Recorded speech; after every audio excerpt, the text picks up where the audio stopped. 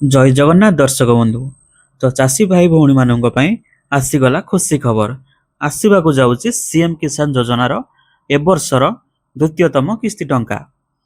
ତ ଚାଷୀ ଭାଇ ଭଉଣୀମାନେ ଆପଣମାନେ ବହୁତ ଦିନ ଧରି ଅପେକ୍ଷା କରିଥିଲେ ସିଏମ୍ କିଷାନ ଯୋଜନାର ବା ଆପଣଙ୍କର ଯେଉଁଟାକି ବହୁତ ଜଣ ଜାଣିଛନ୍ତି କାଳିଆ ଯୋଜନା। ତ କାଳିଆ ଯୋଜନାର ଟଙ୍କାଟି କେବେ ଆସିବ?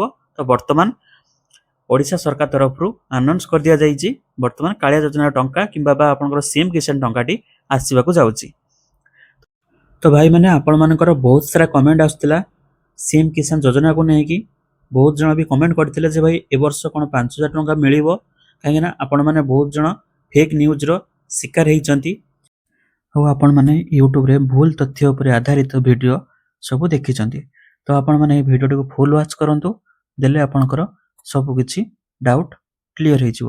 ଯେମିତିକି ଆପଣମାନଙ୍କର ସିଏମ୍ କିଷାନ ଯୋଜନାରେ ଟଙ୍କାଟି କେଉଁ ଚାଷୀ ଭାଇ ଭଉଣୀମାନଙ୍କ ପାଇଁ ମିଳିବ ଆଉ କେଉଁମାନଙ୍କୁ ମିଳିବନି, କେତେ ଟଙ୍କା ମିଳିବ ଆଉ ସବୁଠୁ ଇମ୍ପୋର୍ଟାଣ୍ଟ ଆପଣ ଯେଉଁଥିପାଇଁ ଆସିଛନ୍ତି କେଉଁ ଡେଟ୍ରେ ଆପଣଙ୍କୁ ଟଙ୍କାଟି ମିଳିବ, ତ ସବୁକିଛି ମୁଁ ଡିଟେଲ୍ସରେ ଆପଣମାନଙ୍କୁ କହିବି। ତା ପୂର୍ବରୁ ଯଦି ଆପଣମାନେ ଚ୍ୟାନେଲ ନୂଆ କରିକି ଆସିଛନ୍ତି ଚ୍ୟାନେଲଟିକୁ ସବସ୍କ୍ରାଇବ୍ କରି ରଖନ୍ତୁ। କ'ଣ ପାଇଁ ନା ଏମିତି ନୂଆ ନୂଆ ଇନଫର୍ମେଟିଭ୍ ଭିଡ଼ିଓ ଆପଣମାନଙ୍କ ପାଖକୁ ପ୍ରଥମେ ପହଞ୍ଚି ପାରିବ, ଯେଉଁଥିରେ କି ଆପଣ ଫେକ୍ ନ୍ୟୁଜ୍ର ଶିକାର ହେବେନି। ତ ଚାଲନ୍ତୁ ଆମେ ଆଜି ଭିଡ଼ିଓଟି ଷ୍ଟାର୍ଟ କରିବା। ତ ଦେଖନ୍ତୁ ଆପଣମାନଙ୍କର ସିଏମ୍ କିଷାନ ଯୋଜନା ପାଇଁ ଯେଉଁ ପୋର୍ଟାଲଟି ରହିଛି ସେ ପୋର୍ଟାଲଟି ଓପନ୍ କରିକି ଆପଣମାନଙ୍କୁ ଦେଖାଇ ଦେଉଛି ପ୍ରୁଫ୍ ସହ। ଦେଖନ୍ତୁ ଏଠି ଲେଖା ହେଇଛି ସିଏମ୍ କିଷାନ ପୋର୍ଟାଲ ବର୍ତ୍ତମାନ ଓପନ୍ ଅଛି। ଯେଉଁମାନଙ୍କର ରିଜେକ୍ଟ ହେଇଥିଲା ଆପ୍ଲିକେସନ୍ କିମ୍ବା ଆପଣ ଯେଉଁମାନେ ନ୍ୟୁ ଆପ୍ଲାଏ କରିବା ପାଇଁ ଚାହୁଁଛନ୍ତି ଜଲ୍ଦି ଜଲ୍ଦି କରେଇ ନିଅନ୍ତୁ, କାହିଁକିନା ନେକ୍ସଟ ଇନଷ୍ଟଲମେଣ୍ଟ ପଇସାଟି ଆପଣଙ୍କ ଆକାଉଣ୍ଟକୁ ଆସିଯିବ।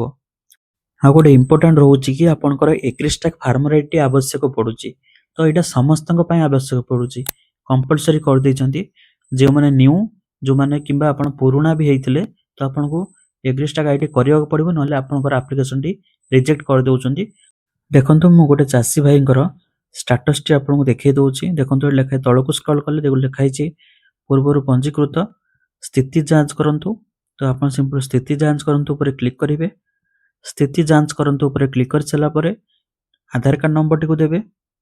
ଆଧାର କାର୍ଡ଼ ନମ୍ବରଟି ଦେଇସାରିଲା ପରେ କ୍ୟାପଚର କୋଡ଼ଟିକୁ ଫିଲ୍ଅପ୍ କରିବେ, ଶୋ ଉପରେ କ୍ଲିକ୍ କରିବେ। ଆପଣଙ୍କ ସିମ୍ପଲ କାମ ରହୁଛି ଆପଣଙ୍କର ଆଧାର କାର୍ଡ଼ ନମ୍ବରଟିକୁ ଦିଅନ୍ତୁ, ଆପଣ କ୍ୟାପଚର କୋଡ଼ଟିକୁ ଫିଲ୍ଅପ୍ କରନ୍ତୁ ଏପଟୁ ଦେଖିକି, ତାପରେ ଶୋ ଉପରେ କ୍ଲିକ୍ କରନ୍ତୁ, ଦେଲେ ଆପଣଙ୍କର ଷ୍ଟାଟସଟି ଆପଣ ଜାଣିପାରିବେ। ଦେଖନ୍ତୁ ମୁଁ ଯେଉଁଟା ଆପଣଙ୍କୁ ପୂର୍ବରୁ କହିଥିଲି 21ଟା ଆଇଡି ନଥିଲେ ଆପଣଙ୍କର ଆଇଡିଟି ରିଜେକ୍ଟ ହେଇଯାଉଛି। ତ ଦେଖନ୍ତୁ ଏ ଚାଷୀ ଭାଇଙ୍କର ଜଣଙ୍କର ଆପ୍ଲିକେସନଟି ରିଜେକ୍ଟ ହେଇସାରିଛି। ତ ରିଜନଟି ବି ଆପଣଙ୍କୁ ଦେଖାଇ ଦେଉଛି, ମୁଁ ୱିଥ୍ ପ୍ରୁଫ୍ ସହ କହିଥିଲି ଦେଖେଇବି ବୋଲି। ଦେଖନ୍ତୁ ଏଠି ଲେଖା ହେଇଛି, ଦେଖନ୍ତୁ ନଟ୍ ହାଭିଂ ଏଗ୍ରିଷ୍ଟାକ୍ ଫାର୍ମର ଆଇଡି। ଯେହେତୁ ତାଙ୍କର ଫାର୍ମର ଏଗ୍ରିଷ୍ଟାକ୍ରେ ଫାର୍ମର ଆଇଡି ରେଜିଷ୍ଟ୍ରେସନ ନାହିଁ ତ ସେଇଥିପାଇଁ ତାଙ୍କର ଆପ୍ଲିକେସନଟିକୁ ରିଜେକ୍ଟ କରିଦେଇଛନ୍ତି। ତ ଆପଣଙ୍କର ଯଦି ଏମିତି କିଛି ପ୍ରୋବ୍ଲେମ୍ ଆସୁଛି ତାହେଲେ ଦେଖନ୍ତୁ ଆପଣ କ'ଣ କରିବେ ନା ଆପଣଙ୍କର ଫାଷ୍ଟ ଏଗ୍ରିଷ୍ଟାକ୍ରେ ଆଇଡିଟି କ୍ରିଏଟ୍ କରନ୍ତୁ।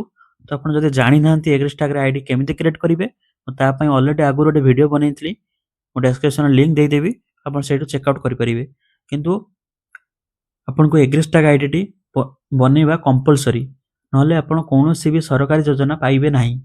ତ ଆପଣ ତୁରନ୍ତ ଆପଣ ନିଜେ କରିଦିଅନ୍ତୁ କିମ୍ବା ଆପଣ ଜନସେବା କେନ୍ଦ୍ରକୁ ଯାଇକି ଆପଣଙ୍କର ଏଗ୍ରିଷ୍ଟାକ୍ ଆଇଡିଟି କମ୍ପ୍ଲିଟ୍ କରିନିଅନ୍ତୁ, କିମ୍ବା ଆପଣ ଚାହିଁଲେ ମୋତେ DM କରିପାରିବେ, ମୁଁ ହ୍ୱାଟ୍ସଆପ୍ ନମ୍ବର ଦେଇଦେବି, ଆପଣ ସେଇଠି ମୋତେ କଣ୍ଟାକ୍ଟ କରନ୍ତୁ, ମୁଁ ଆପଣମାନଙ୍କର ସକ୍ସେସଫୁଲି ଆପ୍ଲାଏ କରିକି ଦେବି।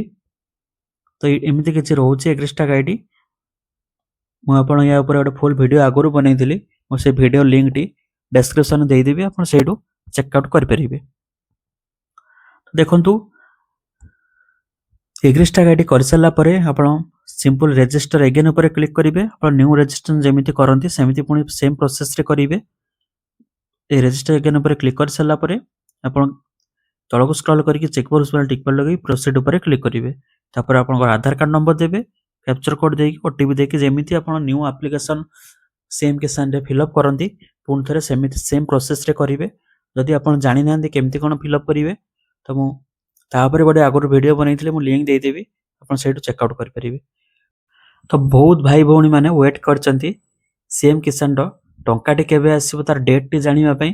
ତ ମୁଁ ଆପଣମାନଙ୍କୁ କହିଦେଉଛି ସେପ୍ଟେମ୍ବର ମାସ 15 ତାରିଖରେ ଆପଣଙ୍କର सीएम किसान द्वितीयतम किस्ती टंकाटी आसीबो।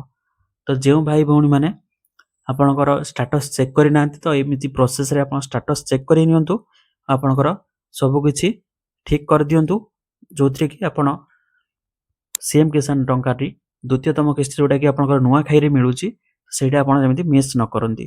तो समस्ते निज निजर स्टाटस चेक करिकी आपणकर प्रॉब्लम जहाँ भी अच्छी सॉल्व करनी कि जदि आप पारुना मते कमेंट करंतु कि मते व्हाट्सएप नंबर रे कांटेक्ट करंतु मु आपणकर हेल्प करदेवी।